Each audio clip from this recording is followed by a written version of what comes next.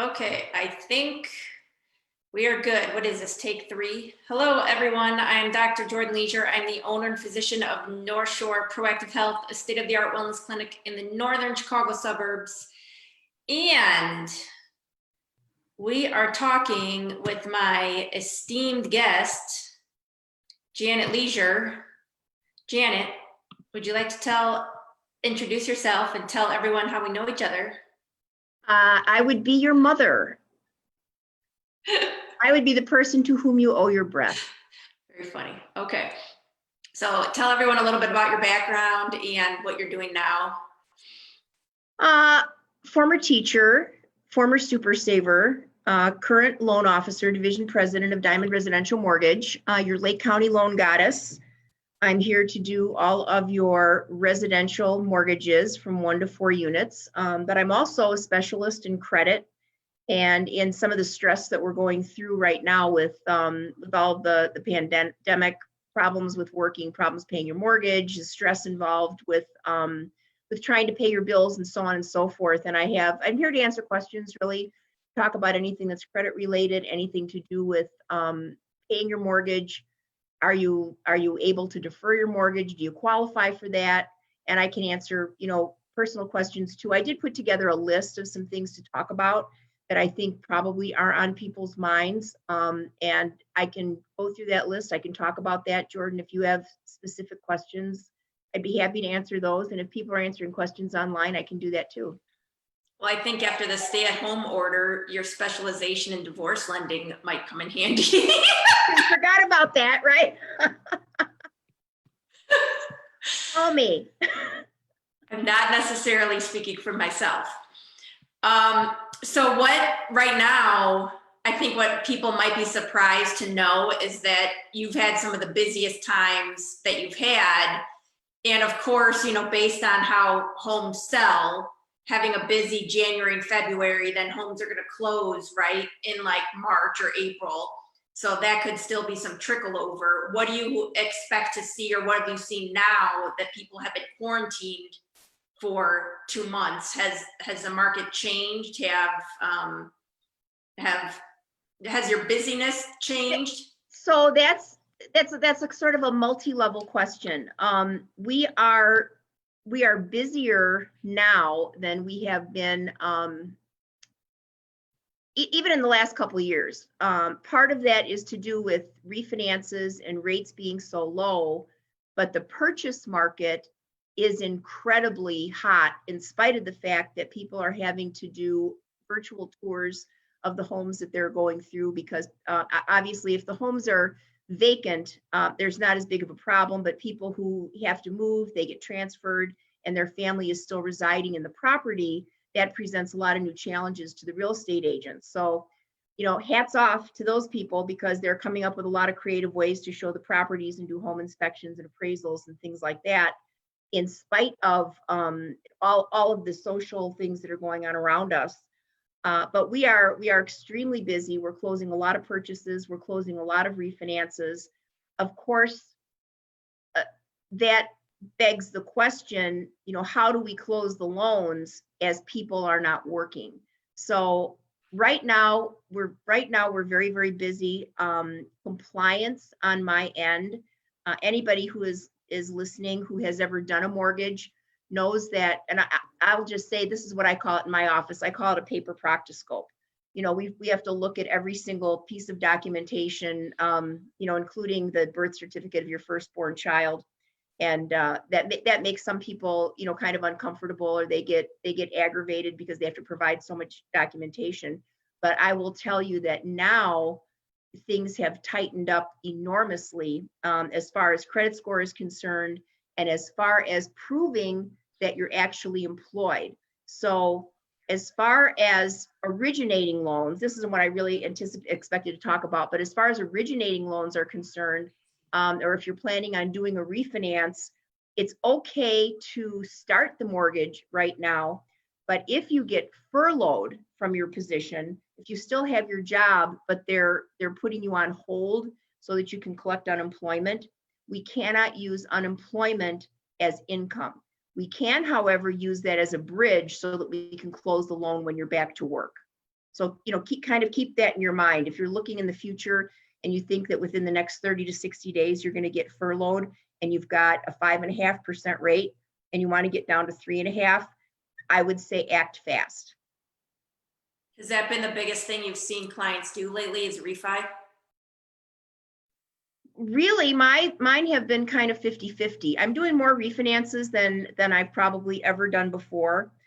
Because I'm doing a lot of talking with my clients because I do a lot of calling to see if people are okay. And I do a lot of friend and family and acquaintance loans and loans for my former students. And I really want to know if everybody's okay. And sometimes we get on that topic and that does result in doing a refinance and saving people sometimes up to $600 a month. So that's huge, especially in this market, because when you refinance, just by virtue of the way that the transaction is structured, you can skip one payment, skip two payments, get your escrows back, maybe get a little bit of a cushion. And then if you can save $200, $300, $400, $500 a month, I mean, that's in some cases more than a car payment. Oh yeah, it's huge.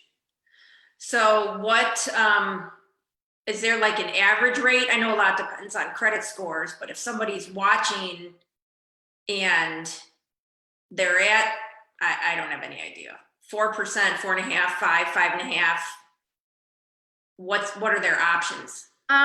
So this is what a rate is based on, as far as for a purchase, but also for a refinance, if that's what we're talking about. So credit score is enormously important. So the higher your credit score, the better opportunity that you have to get a better rate. Are you doing a cash out refinance or are you doing a rate and term refinance? That affects the rate. What's your loan to value? Do you only have 5% equity or do you have 25% equity? That makes a difference in what your rate is. I can tell you that the lowest 30-year fix that I locked so far this year was for a friend of mine who's also a real estate agent, and her credit score is about 820, her middle score, and she has a 50% loan to value on her mortgage. So if her house was worth, let's say, $500,000, her mortgage did not exceed $250,000, and that got her a 3% rate on a 30-year fixed. I priced a loan out on Friday for someone on a 15-year, but they didn't lock it. So I don't know if that's going to still be available on Monday. And I could get them 2.8% on a 15-year for 55 days. So I mean, that would be really excellent. That's awesome. As far as I'm concerned. Sounds good to me. Well, of course, if you trade to a 15-year, you're going to also increase your payment. Right. It would be a very rare situation where we would switch from a 30-year to a 15-year, and then you'd also save $300 a month. I mean, I'd have people lined up outside the door, and they wouldn't even be 6 feet apart. They would be killing each other to get in line. What? Just kidding. Don't pick at my house.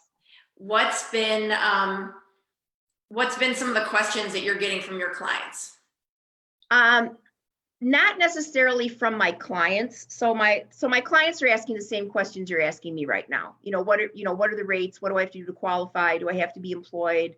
How much can I save? Can I skip one payment? Can I skip two payments? How am I going to pay my taxes? Things like that. Those are the questions that are coming from clients, but I am getting a lot of questions because I do a lot of education on people who want to know about deferring their mortgage payment. And as unemployment rises, I'm getting more of those questions, and there's lots of confusion in the market. And I think that when people act impulsively or out of fear, that has a tendency not only to hurt that person and their family and their credit and their financial health, if you will. We will. But the other thing that happens is that also, and we don't have enough time to really talk about this tonight, but that also pyramids into a domino effect on the economy. And that's what happened when we had our most recent recession. So I think one of the best things that I can do is try to try to give people an idea of what to do and what not to do and what questions to ask if you're faced with the pressure of, do I pay my mortgage or do I feed my family? You would never want to not pay your mortgage or your car payment or your credit cards. And this comes from a position of looking at people's credit every single day and dealing with disasters, and dealing with people that get a handle on what they're doing. So you would never want to not pay those things casually. And it's not a good idea to say, well, we're in a pandemic, nobody can pay their bills, so I'm not going to pay my bills either. And that can result in disaster. But I think if somebody genuinely is in a position where they feel that they can't pay their mortgage, there are some steps and some, I think, questions that I can answer for people. So I wrote down a list of about 15 questions, and I can sort of start at the top and work my way down. And if as I'm talking, if you have any questions, or if somebody pops up with a question on Facebook, I can just stop and I can answer that. Sounds good. That work for you? So the very first thing is what I just said is, don't be flippant about not paying your mortgage or your bills. Have that be an absolute last resort. If you feel that you're going to be off work for 90 days, you might think of some creative ways to do it. Right now, you can take money out of your 401k and there are no penalties. You'll have to pay taxes at the end of the year, but this would be a good time to utilize that money if you feel that you're going to be off for a specific period of time, 30, 60, 90 days. If you have a good 401k, that'd be my first step. I try to use that first. The second thing is that not paying your mortgage now, even though you're reading about it in the paper, you're reading about it online, you're hearing it on every single news show, this is not a federally mandated program. Every single bank, every single mortgage lender has different rules and regulations, and not paying your mortgage can have a lot of really serious ramifications that if you scrimp a little bit and pay your mortgage now, the pain will be less than it will be if you don't pay it, let's say, for 4 months.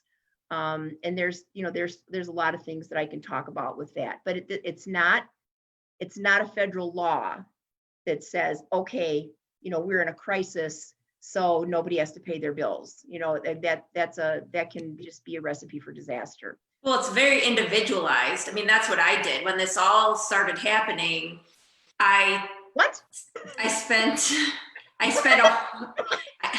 This has nothing to do with mortgage. Relax. Okay.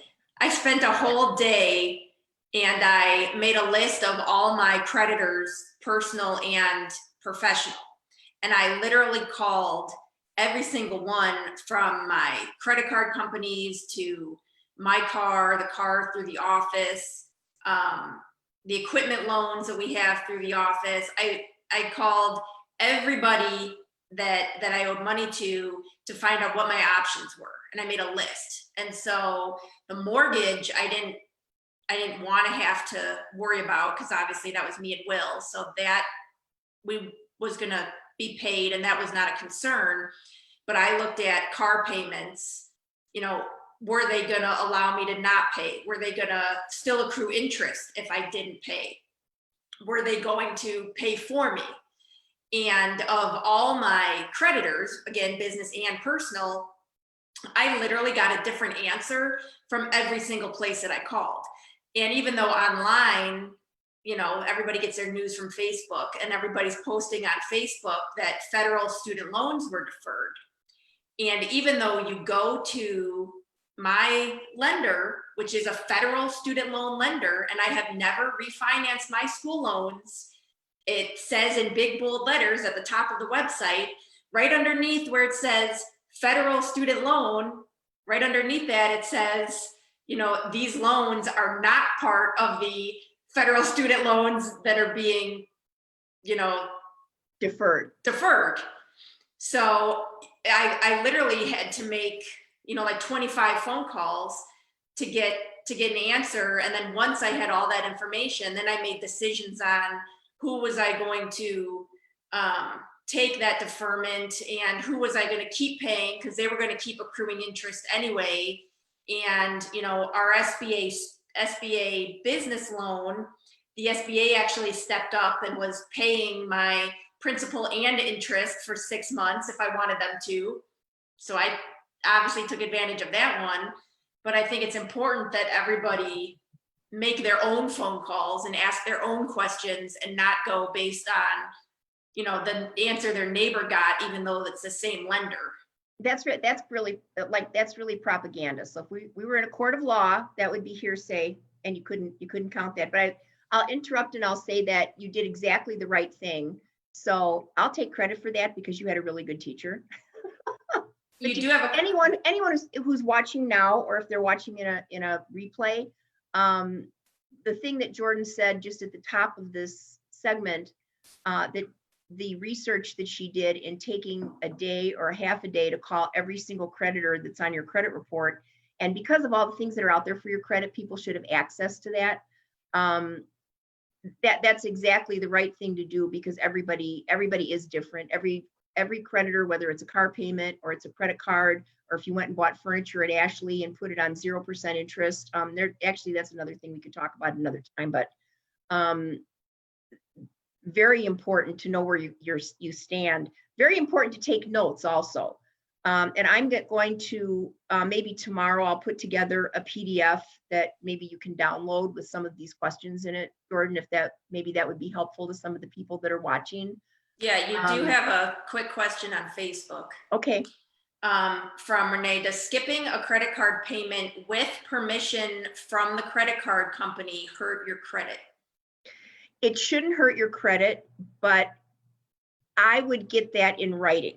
So if that's on your, like if it's your Citibank card or your Capital One card, and they have that printed on their website that you can skip one payment, or if it came to you in an email and they were giving you a grace period, I would print that out and I would hang on to it, because what you're going to need if there's a mistake made and they hurt your credit is you're going to need the documentation.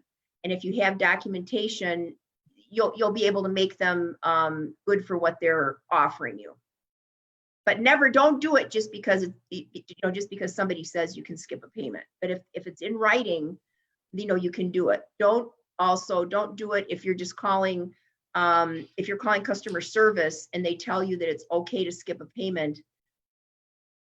I don't know, I'd get their name, rank, and serial number, and then I still would want it in writing. I got everything in writing, and I kept a folder. I have a bright green folder at my office that says COVID, so that has all my documentation in it. For when you go to court, right? For when they destroy your credit. We're there. Next. Call your lender, and again, when you're prepared to do this, I didn't expect you to say everything that you were doing, but have something.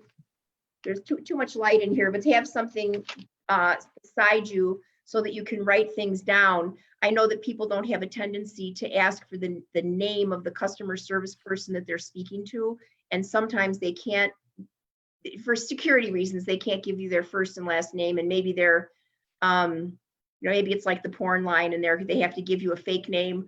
But I would say make sure that you write it down and ask them if they have a number, because a lot of people that work in customer service are given a badge number, and if you can get their badge number, that's as good as having their name. And I think that will assist people in finding things out.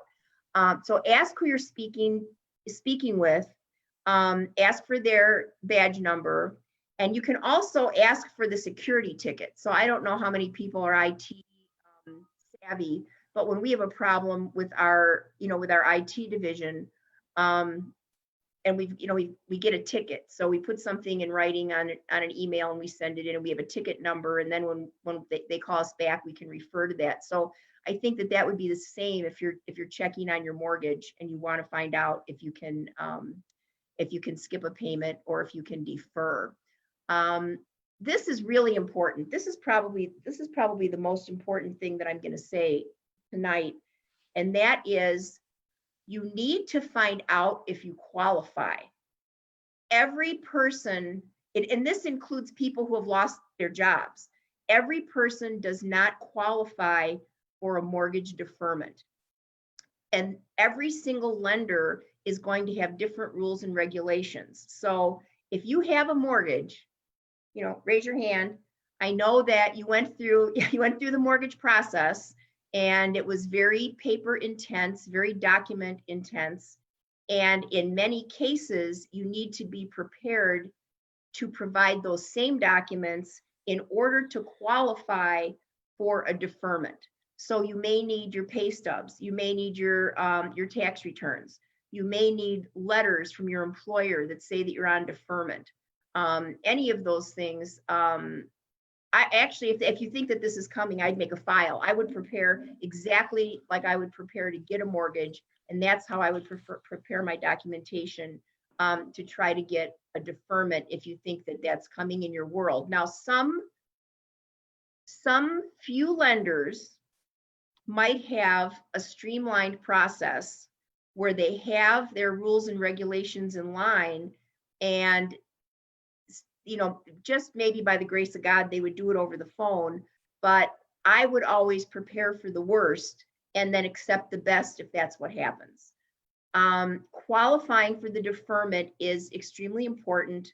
So if I had a big stop sign, I would say, do not stop paying your mortgage, just on a whim. Don't stop paying.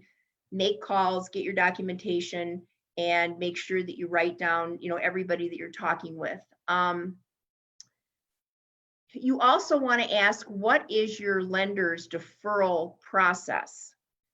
Every lender has a different deferral process. They require different documentation. They require you to provide the documentation a different way. Some lenders might provide a place where you can upload your request and your documentation. Some might want it by email. I would say when you're in this step or you're in this process, fraud is running rampant right now. People are at their computers all day, so don't email willy-nilly your personal documentation and your information, because when you're providing documentation for a deferment, they will not accept redacted documents. And what that means is they will not accept any documents that have things crossed out. So you can't take your bank statements, for example. If they want your bank statements, you can't provide those and cross out things that you've purchased. You can't cross out your account number. They need whole, clear documents. So make sure that you're providing all of these documents in a secure fashion. And make sure that you know who you're providing them to as well. I suppose that would be a good opportunity to. I just actually decided to hire LifeLock. I was thinking about it for a long time. I got my credit jacked a couple of years ago, and with all the things that are going on right now, I decided that I would give that a try. So I signed up for that, and I'm going to see how well that works, because I was wanting another layer of protection. Not that you should go and do something that you have to pay for, right now. Can I Yes, Hop. I would also, as the wife of an IT guru, suggest that if you're sending any documents, that you not click on any links in emails, that you type, that if you're going to Wells Fargo, that you don't click on a Wells Fargo email and click this link, that you type in wellsfargo.com and you go to your account and you upload your information that way. Because like Jan was saying, the fraud and the everyone trying to steal your identity and your data is rampant, and the emails and the copies of emails that they're creating look very legitimate, and it may take you a few extra minutes, and you may need to have somebody on the line in order to type in where you need to be going instead of clicking on a direct link, but it's going to be much safer. That's good advice. I didn't think of that, but that's good advice. And there are the emails are the documents that the fraudulent documents look as good or better than the real thing. That their technology just just allows for that. They can be coming from Bumble. Always ask, if you're asking to get a deferment, what type of deferments are available. So the first thing that you want to ask for is, how long can I defer for? Some lenders, if you qualify, are allowing you to defer for 90 days, some for 120 days, and some for 180 days. So that's 6 months of payments that you wouldn't be paying. However, every single one of them has a different option for you to pay it back. So I personally have not heard of a lender or a bank that says, oh, you know what? You don't have to pay for 6 months. You don't have to pay it back. We're just going to forgive it. That's not happening. So you need to be prepared for how you're going to pay it back. For example, if your mortgage payment is $2,000 a month, this is just easy math for me, and you skip 3 months, that means that you still owe the bank $6,000. So how are you going to pay that back? Right now, 90% of the banks that are allowing deferments will allow the deferment, and they won't take your money for 6 months, and they don't charge you additional interest, or say for 3 months, they don't charge you additional interest for 3 months. But if you don't pay them $6,000 on the first of the 4th month, they want the $6,000 plus they want the $2,000 for that next month, which is $8,000. So, unless you're getting some kind of a windfall, which is why earlier I suggested that it might be a good idea, if you're having difficulty and you've got a 401k, that this would be the time to take the money out without a penalty, use that money to pay your mortgage, and then later pay your 401 back, at your convenience and without interest. So that would be my suggestion on that. What are other ways that they might make you pay it back? Right now, the popular way is that on month 4, after you're deferred for 90 days, they want the whole thing. So they want the whole $8,000. There are a very few lenders that are adding those 3 payments to the back end of your 360-month payment. So they're just making your date longer, and they'll have you sign documentation, to that effect, and they'll probably rewrite your note, and they'll rewrite your mortgage to add that on the back. Now there's a third way that you can pay this back, and again, raise your hand if you have ever had an escrow shortage. So anybody who's had, and this is the perfect month for that. I probably talked to 5 people today, and it's Sunday, that are like, oh my God, I've got an escrow shortage. My taxes went up $3,000. What am I going to do? Do I have to run to the county and pay that right now? What will happen with your mortgage company is that your bank will pay your taxes if you escrow, and they'll pay the higher tax bill, but then your escrow is going to be shorter. So if your escrow is shorter by $3,000, they're going to want you to pay that money back, and they usually want it back in 6 months. So if you have to pay $3,000 back, divide that by 6, and that's how much they're going to raise your mortgage payment. And it's the same thing with paying back deferred funds. So if they want you to pay everything on the 4th month, that's $8,000. If they put it on the back, that would really be a blessing, but that doesn't happen very often. And the third option would be paying it back a little bit at a time, but it's paid back exactly like you pay back an escrow shortage. It's painful, in other words. There's lots of, at least sometimes they have options. So I think we got to all of our questions. What is, if people are trying to get a hold of you, or they want to know information about this, are there some recent videos on your site that dive into some of this more deeper, or can they call you with questions? Like, how should someone address their concerns with it? And they obviously shouldn't wait. Well, right. No, absolutely. I can always be reached at the office at Diamond Residential Mortgage in Libertyville. It's 847-362-1335. Our Facebook page is Jan Leasure Diamond Residential Mortgage Libertyville, and you can always shoot me a message through that. That would probably be an easy way, to get a hold of me.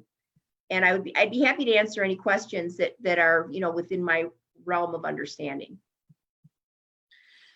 So to wrap up, because I think I got all the questions here.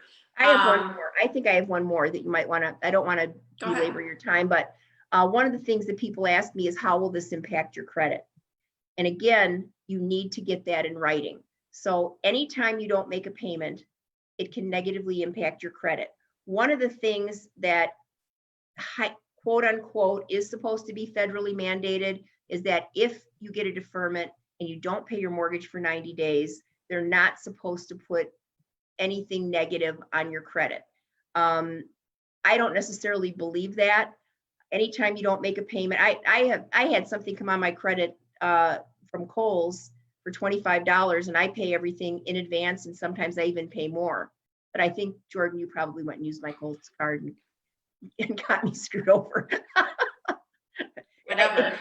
25, it was a $25, I don't even know what it was. It was a $25 left over on my bill, and I didn't know it was there, and it cost me $80 to get it off of my credit. And that's something I can help people with too if they need some guidance on fixing their credit. But that would be the last one. That's a real biggie. How is it going to impact my credit? Always think the worst, and always think that it's going to tank your credit. And I think that you can't go wrong. That's good advice. So if there are any last minute questions, hop on and let Jan know, or obviously talking financials is always personal. So if there's something that you want to discuss privately, you can send her a message, or I put the phone number for the office in the post. So first I put my office. So feel free to call Jan with any of those questions. As always, Jan, it was wonderful speaking with you this evening. Oh, well, thank you kindly. I hope that some of this helped. Again, everyone's finances are going to be unique, and the questions concerning finances and how you let the stress impact you is going to be unique. So I hope that you found this beneficial. Give Jan a thumbs up, and make sure that you follow her at the Lake County Loan Goddess, and watch some of the videos on what can be done. And this is also a great video to share, again, because finances and stress from finances are absolutely something that we don't necessarily share even with our closest friends. So this is a great video to put in some of the local moms groups, or to put in your personal Facebook page so that friends can see it. Because again, there might be some people that have questions on their finances and they don't know who to ask, and they don't feel comfortable asking. So this might be a nice way for you to help to personally decrease their stress. Awesome. So thank you for tuning in. Have a beautiful week. Thank you for your time. Thanks for having me. I love you. And I love you too. Bye. Bye.